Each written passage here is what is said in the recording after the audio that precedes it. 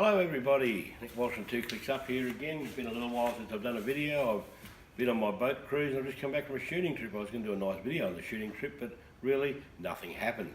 A few little dramas, but hunting wise and shooting wise, nothing. Everything, weather and all that was against us, so we'll do the next best thing. We'll come into the shed and we'll have a look and see what we can do here. Now when you come back from your shooting trip, all your cleaning up's done, the guns are clean, they're all put away, all the washing's done, everybody's happy. It's time to sort out the ammunition, the reloads, and start the reloading process. Now I'm not going to go through reloading, everybody's done it, but what I'm going to do is one of my favourite little pastimes is case prep. Now I've got cartridges from, I've got a couple of lonely little 204s, I've got some 223, a couple of 22-50, a couple of 243 and a few 270. Okay, so we're going to go through the full case prep with a lot of these. Now the first thing I'm going to do is deprime these. Now what I've got here on my Simplex press is the Lee Universal Depriming Die. All that is just a decapping pin in there, nothing more, nothing less. There's no lube required, no nothing, because all that does is just pushes pins out. It doesn't grab brass or anything, so a very good thing. So you can basically do these without putting any dirt through your resizing dies and any dirt and carbon and everything off the ammunition through your resizing dies. So we've got our small shell holder in place there. Slide him in, no effort at all, up he goes, that's it. And we do that. Okay, that's a 204's done. We move on to 2D3 now. You know, everything's going in the same bucket because we're not reloading anything at the moment. Thank you for that. Not reloading anything at the moment that's case specific. We're just depriming these and just knocking the primers out, and then we'll wash them and we'll do all that sort of thing. So I've got a few of these to go. Okay, you basically get the idea. So what I do there now is all I've got to do is just change the shell holder to the large. In we go, and we can do some 22-50. Look at that. Same result. Look at that. In they go. 22-250s. There they go. 243s. In.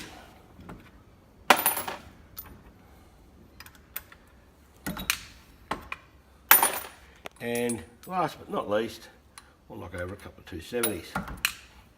Now we set this universal decapping die up just the same as we set up a resizing die.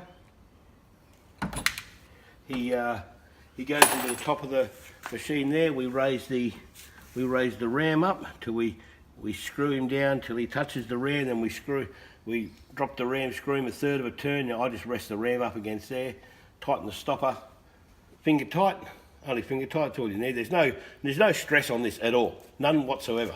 So, and then you're way to go. Got my primer catcher tray, which is absolutely invaluable. $30 for a bit of plastic's a little bit rich, but that's the way it goes. And that way I haven't got dead primers all over the floor. So once I finish this, we'll do our next part. Righto. Okay, we're back again. We've had our dinner. Now we're going to do the next part of our case prep. I've sorted these out into bigs and littles.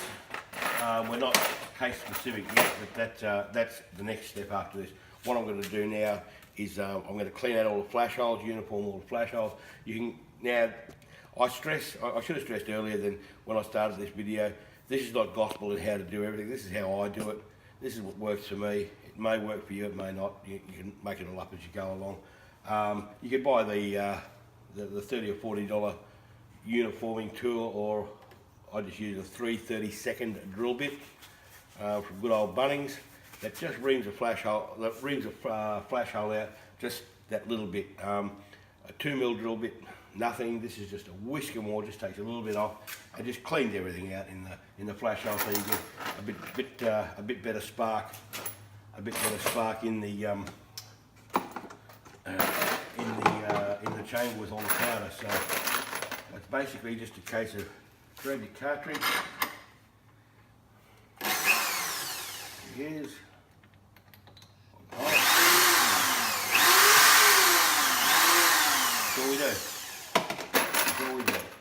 and it's the same size for both. And it just reams that out just a little bit. I'm not going to uniform the primer pockets because the only cartridge I find that needs uniforming is the cellular and bellet. The primer pocket in the S&B cartridges aren't quite as deep, and it's so minute, but when you run your finger across it, you feel the primer sits just a whisker proud. So if I come across S&B cases, I know I've got some floating around, different loads around the place. That's when I use the uniformers, but it's just a matter of, this is not real technical stuff at all. It's just drilling out a hole, that's all. It's fine. And as you can see, you get little slivers of brass flying around the place here, so it's very important. Wear some safety glasses. Just to get a bit of brass in your eye. I've had that happen, and it's not fun. It's not fun. 9 times out of 10, it's a visit to the doctor and all that. It's not a good thing. So I'll just finish these off. The big ones are the same. Well, I've got a big 270 here. They're all the same size. There you go. And when you finish this job too, you got to remember, you got to clean everything up. So I'll finish these and we'll get back. Okay, we're back here again, and the next part of our little case prep thing is case annealing. Now, you don't need to do this every time you fire the cases, but I've got a lot of older ones in there and that, so I'll give them all a quick going over, and that way we just go through the whole process. I'm not going to, I'll just fire it up and do a couple. I've done the case annealing video. I'm not going to bore the life out of you again with that one. So, there it is, bury the blow through it.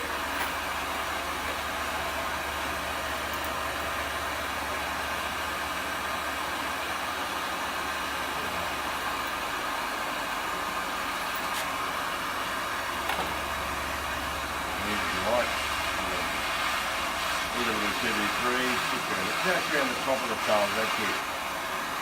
Give me this on up. Give me just like that, nice and easy. I'm going to sit up today, you know what? What's there from this? 2, 3, 4, 5, 6, 7, 8, 9. That's the same colour. Same with the bigger ones, they should sit in here. No work, don't do it, they're good.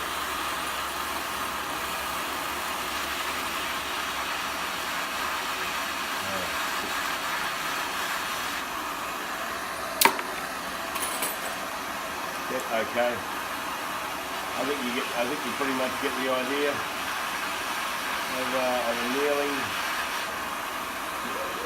Quite long. And there we go. I'll just knock these over, and then I'll come back. Now, righto, we've done all our case annealing. We pulled them out just straight out of the bucket, straight into the pardon me, the little strainer basket here. It goes in the little sonic cleaner. They're all in the one bucket. All the bullets are in the one basket. Yeah, annealing, as you can see, sort of just colour them a bit. Now we're going to give them a good wash, because after this, then we become calibre specific. We sort them all out and we start putting them through the dyes and that. So we want to get as much of the rubbish out as we can, and they're pretty grubby. So what we'll do is we've got my little sonic cleaner here. There's plenty of these you can buy from the different gun shops, the different brands. They can range from cheap to quite expensive. This is a little $50 eBay special, and they work just as good as anything. So we'll fire this bloke up. Again, everyone goes on about the mixtures, the scientific little concoctions, secret herbs and spices, whatever you want to call it, they put into these things. Nothing sinister here. Citric acid, start with a kettle of boiling water, and some dishwashing concentrate. You can use the cheap stuff, doesn't matter, it's all the same stuff. So just pour it in there. There you go, that's done. Need a bit more than that. You want to come up and have a look in there, how we do all this. Like that, that'll do. We put a bit of our boiling water in here. Like that. Start him there. Now that's, just give it a quick stir with the wooden spoon. Just stir that all up a bit. Put a squirt of the, a nice liberal squirt of the dishwashing liquid in there. Want to make your bullets smell good. A nice stir up there like that. That's fine. And in goes the basket, and we just pour the boiling water over, and it'll start to fill up everything. Yeah, that's actually a pretty good level. That everything's under the water. Shake them around so they all get a bit of water in them and what have you. So I like to do just give it a bit of a shake about. This is a 2 litre. This is a 2 litre capacity eBay Sonic cleaner. You can get big ones. They can get a bit expensive. This is the one. This is the one that's good for just a normal load of bullets. A 2 litre one, which is similar to the size one you buy from the gun shops, and they can, as I said before, they can get a little bit how's your father price wise. So we'll get all that. Now we fire this thing up. We want to set our temperature. Now I've given it a head start. We want to set it. Okay, we set this up. 80 degrees is as high as it's going to go. It's sitting on 73 with that water. Now your time.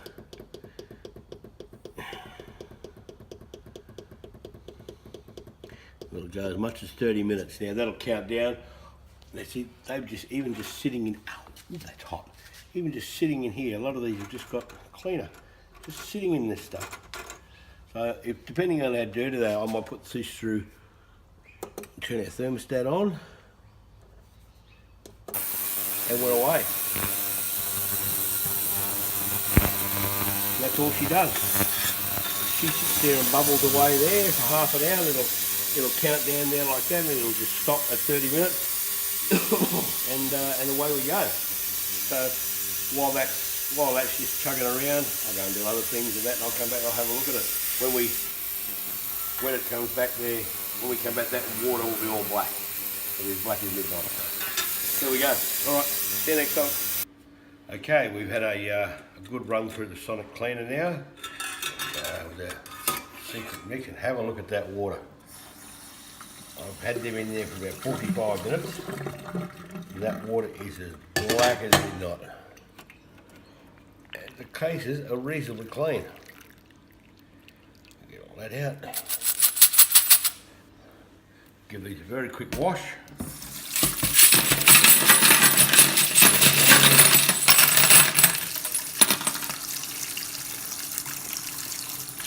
What we'll do then, we've got the oven set on 120 degrees. We'll lay them all out. We'll put them on the circular tray, throw them in the oven for about an hour, and that'll just dry them out. Okay? Well, you don't need to see this. Right, we're back for our next little instalment. This time we're up to, we're going to resize the brass. We put it through the Sonic cleaner, cleaned it all up, and it's been sat in the oven, dried off nicely in there, and that brass basically came up like that, which is reasonably clean, and even in the primer pocket's pretty clean, so I wouldn't really worry about doing them too much more than that. That's pretty good. That's pretty good. So what we've got our dies, our lead dies. We want our full length resizing die, and we want our shell holder. Now I have a shell holder for every set of dies so I don't lose them. This is a small because we've got a little few 223s to do here today. So what we'll do is set up the die, push the ram right up so they've got make sure we fit. We've got the shell holder. We screw him down there like that until that die touches the ram like that,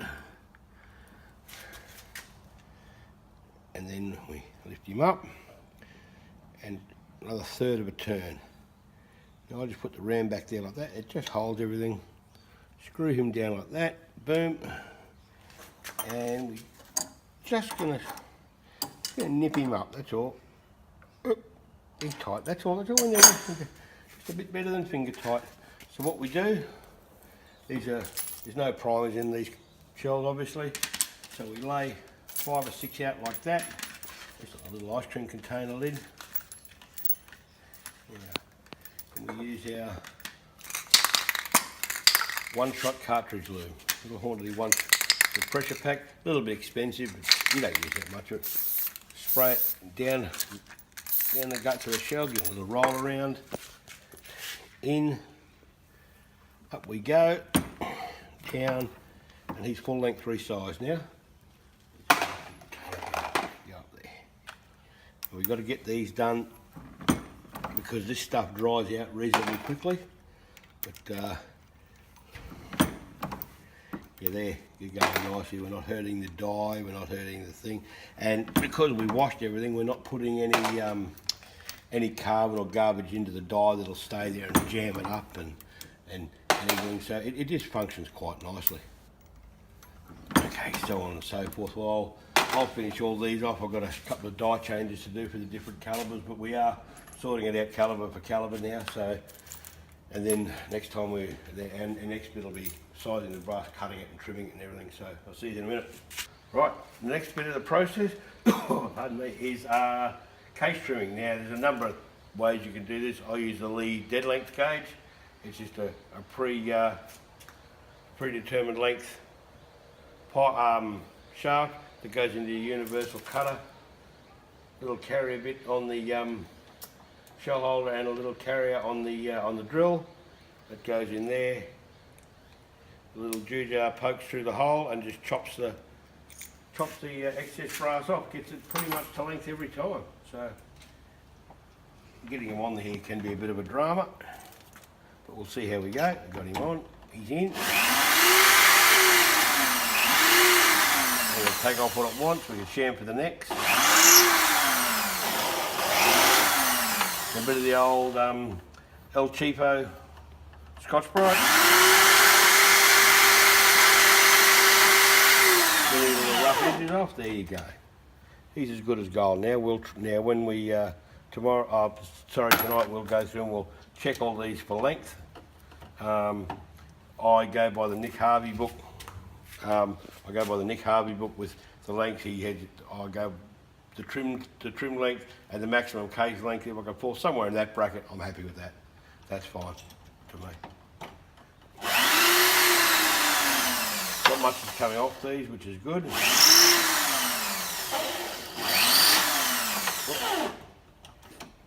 Loose there.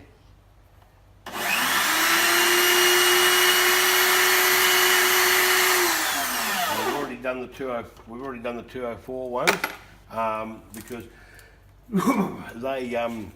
Lee doesn't make a gauge for 204 because it's too short and too thin. So nothing else would work. So we just had to muck around until we got it, and we probably trimmed them up a little bit short actually, if anything. So there we go. I'll do one more. Nothing come off that, which is good.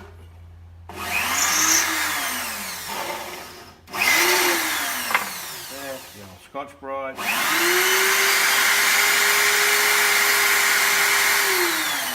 Lovely, done. All right, thank you. Rightio, we're just about at the end of things now. We've cut and trimmed everything to length. We've chamfered the throats of all the various cartridges.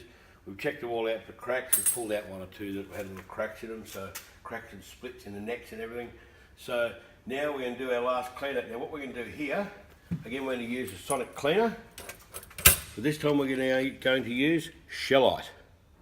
Okay, now Shellite, they use it for lighter fluid, and they use it for stoves. It's quite flammable, but it's also a very, very good metal cleaner. It dries really dry very quickly. It doesn't leave us an oily residue. Some of the things like terps and that can leave a bit of a residue. This leaves absolutely nothing behind. So once these are dry, we put these in, it just gets all the last of the grease off and the last of that case lube, any rubbish off your hands and everything. And we put them in the little eBay special. Back him in there. Pour him in there.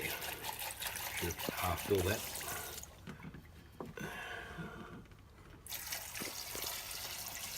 There he is.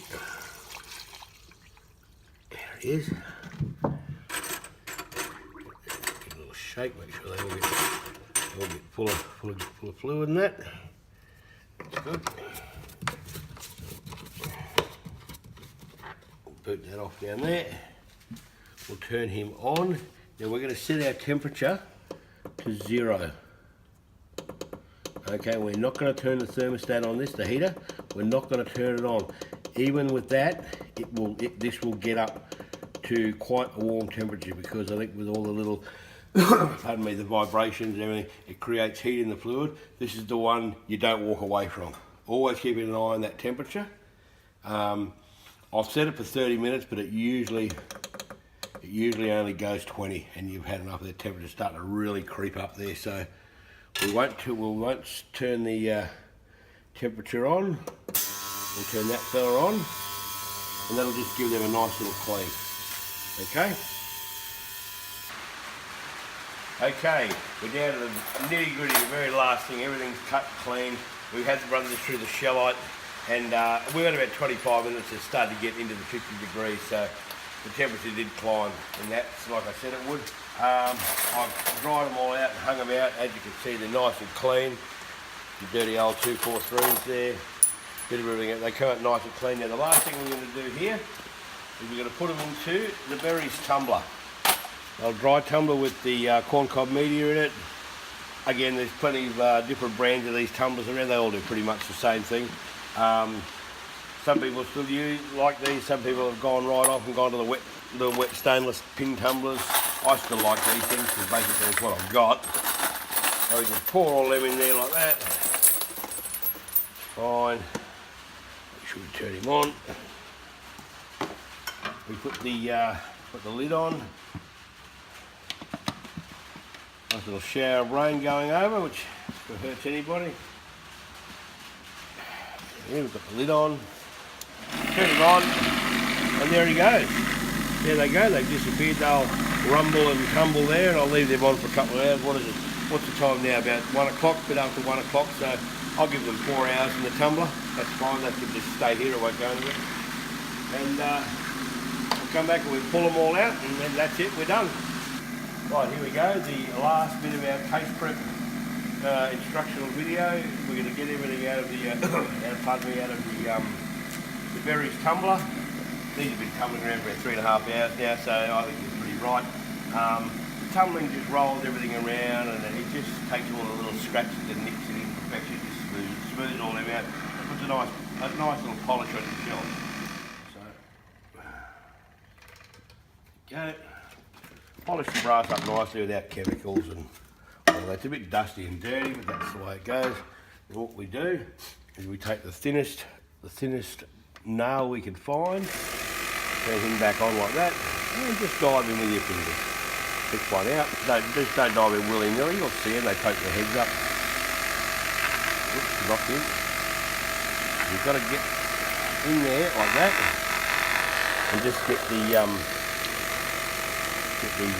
all the media out of things. There's always media will get stuck in the flash hole there like that. That's just a case of just digging him out like that.